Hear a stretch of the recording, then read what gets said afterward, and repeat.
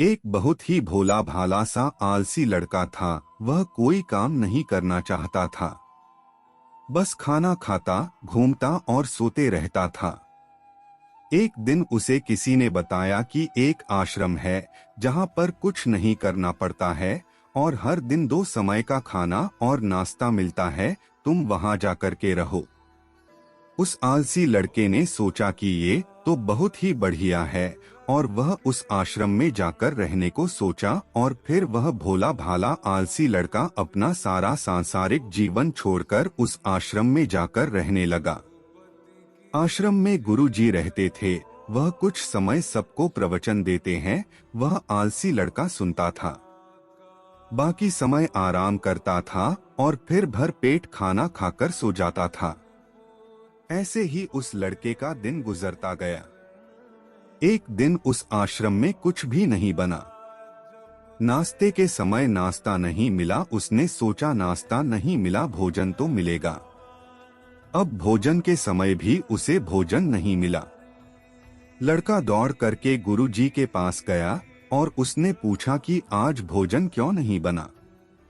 गुरुजी ने कहा कि बेटा, आज एकादशी है और जितने भी आश्रम के सदस्य हैं उनका उपवास है और तुम्हारा भी आज उपवास है। आज भोजन नहीं बनेगा।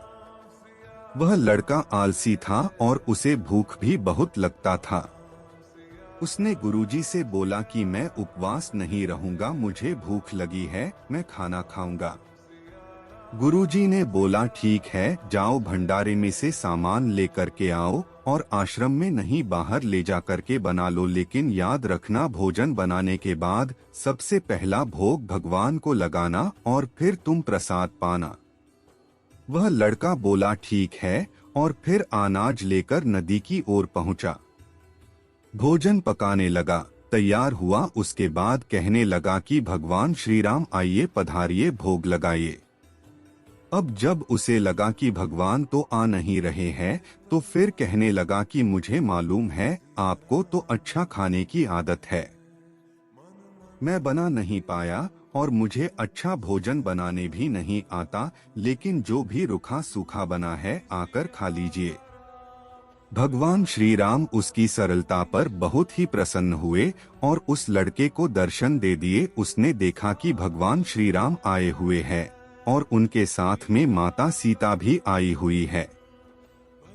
लेकिन लड़के ने सिर्फ 2 लोगों के लिए ही भोजन बनाया था, एक अपने लिए और दूसरा भगवान के लिए। और अब क्योंकि भगवान के साथ माता सीता भी आई हुई थी तो उसने उस भोजन को माता सीता और भगवान के सामने ग्रहण करने के लिए रख दिया। भगवान श्री राम और माता सीता ने भोजन किया और उसके बाद जब वह जाने लगे तो यह भोला सा आलसी सा लड़का बोला कि प्रभु आप आए, दर्शन दिए, बहुत अच्छा लगा। मुझे खाने को कुछ नहीं मिला, लेकिन कोई बात नहीं, लेकिन आपसे एक विनती है कि अगली बार जब आप आएंगे तो कितने लोग आएंगे ये बता दीजिए ताकि मैं उतने लोगों के लिए भोजन बनाकर रखा रहूं।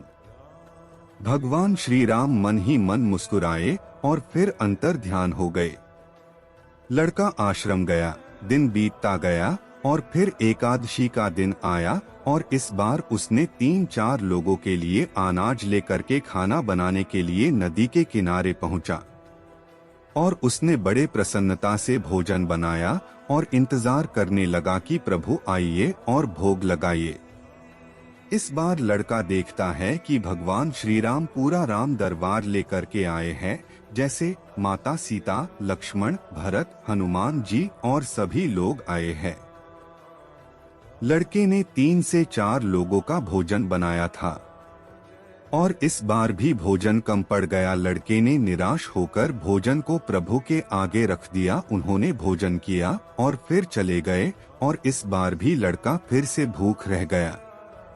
अब लड़का फिर आश्रम गया, दिन बीतता गया और फिर एकादशी का दिन आया और इस बार गुरुजी से कहने लगा कि गुरुजी, मुझे इस बार थोड़ा ज्यादा अनाज चाहिए।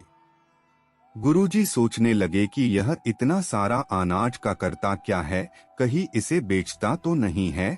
फिर उन्होंने कहा कि ठीक है, भूख से परेशान रहता है, लड़के ने कहा कि नहीं गुरुजी, मैं भूख से परेशान नहीं रहता हूँ। प्रभु के साथ बहुत लोग आते हैं, उनको भी तो भोजन करना पड़ता है।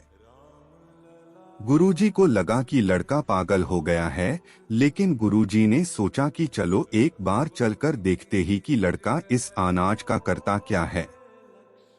वह भोला सा लड़का अनाज लेकर के नदी के किनारे पहुंचा और इस बार भोजन बनाया नहीं। उसने सोचा कि प्रभु हर बार ज्यादा लोगों को लेकर के आते हैं, इस बार वह जितने भी आएंगे खुद बना करके भोग लगा लेंगे। और फिर प्रेम से प्रभु को बुलाने लगा। गुरुजी ये सब छुपकर देख रहे थे कि ये भोजन तो बनाया नहीं और प्रभु को बुला रहा है। लेकिन लड़के ने देखा कि इस बार प्रभु के साथ बहुत से लोग आए हुए हैं, तो उसने प्रभु के सामने हाथ जोड़ करके कहा कि प्रभु माफ करना, आप बहुत सारे लोग आते हो, मुझे संख्या पता नहीं होती है और मेरी हिम्मत भी नहीं होती है कि इतने सारे लोगों के लिए भोजन बनाऊं। आप स्वयं आइए, बनाइए, खाइए और भोग लगाइए। प्रभु मुस्कुराते हैं और अपने साथ आए सभी लोगों के साथ मिल करके भोजन बनाते हैं। गुरुजी ये सब छुप करके देखते हैं और फिर लड़के के पास आकर के कहते हैं कि तुम ये कर क्या रहे हो। लड़का कहता है कि गुरुजी, आपको दिख नहीं रहा है कि भगवान श्री राम पधार चुके हैं, माँ सीता आई हुई है, हनुमान जी आए हैं और भी सभी लोग आए हुए हैं, भोजन बन रहा है। गुरुजी ने बोला कि पागल हो गया है, मुझे तो कोई दिख नहीं रहा है। लड़का गुस्सा हो गया और बोला, प्रभु आप ये क्या कर रहे हो, एक तो मुझे भूखा रखा है और गुरुजी को दर्शन नहीं दे रहे हो, जो मुझे पागल समझ रहे हैं, कृपा करके गुरुजी को दिख जाओ। भगवान बोले, नहीं मैं इन्हें नहीं दिख सकता। लड़का बोला, क्यों नहीं दिख सकते, मेरे गुरुजी तो बहुत महान है, बहुत बड़े ज्ञानी और ज्ञाता है।